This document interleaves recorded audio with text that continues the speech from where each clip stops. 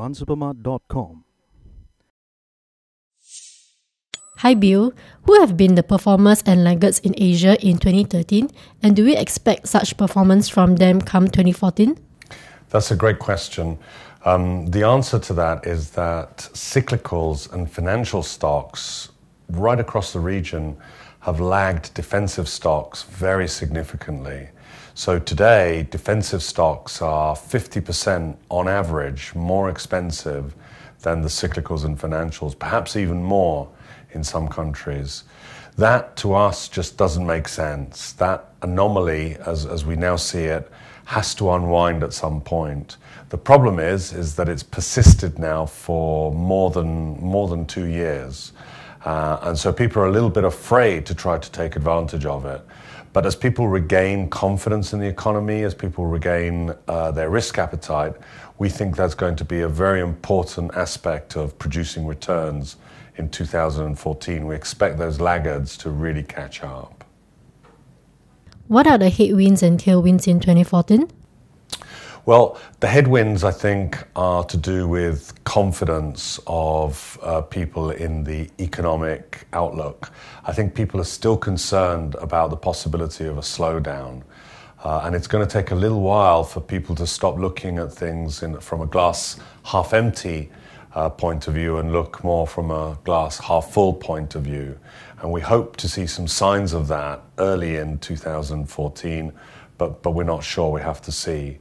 In terms of tailwinds, I think there's a couple of really strong tailwinds for the region. One is valuations. Valuations are really very cheap. We're about one standard deviation below the long-term average. To get stocks any cheaper than that, you have to look back at some pretty nasty moments in financial history, the financial crisis itself, SARS, or the Asian financial crisis of the late 90s. And clearly we're not in a situation like that today. So stocks are cheap, very cheap. And on top of that, stocks are also very profitable. Profitability has actually been much stronger since the global financial crisis in Asia than it has in the United States or Europe or Japan. And yet stocks in those other regions have outperformed Asia.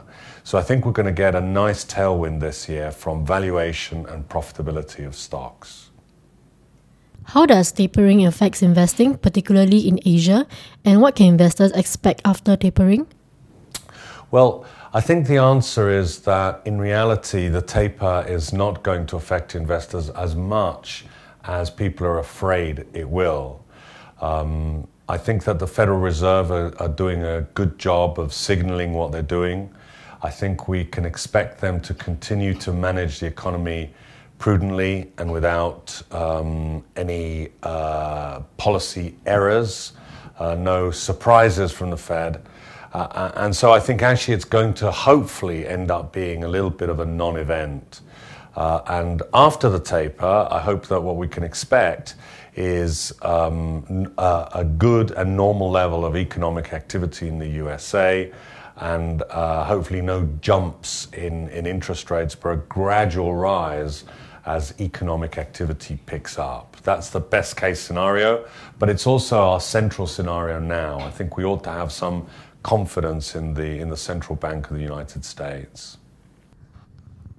There has been positive talk about investing in China, but we understand that investors are concerned over shadow banking and the ongoing political reforms happening there.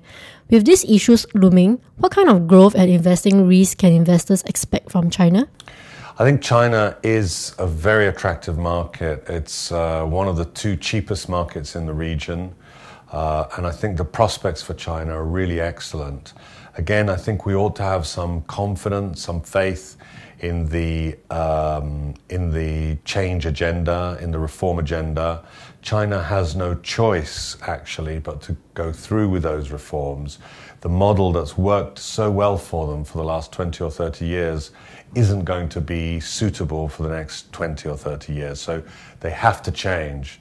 So for investors, it's more about the pace of reforms and which reforms get enacted first. So everybody's watching, but I think we ought to be confident.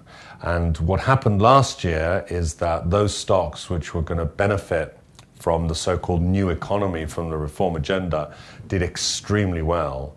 And I think we can expect a continuation of that, i.e. stocks that are positively impacted by the reform agenda will continue to do very, very well. And as the reform agenda rolls out, different sectors, different stocks will benefit, will be impacted. So it'll be a changing landscape, but hopefully a very positive one for China. Thank you.